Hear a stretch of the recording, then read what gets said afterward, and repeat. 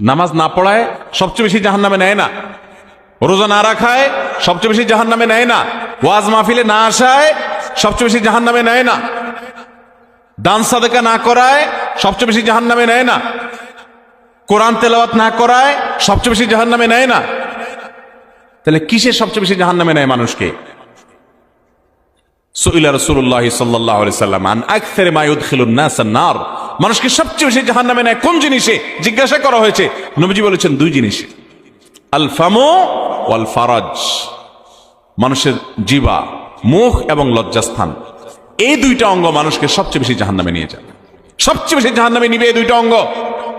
নামাজ পড়ে, দাঁড়িয়েও আছে, কিন্তু ফেসবুকে তলে তলে জেনা করে, চ্যাট করে, এটা তো জেনা।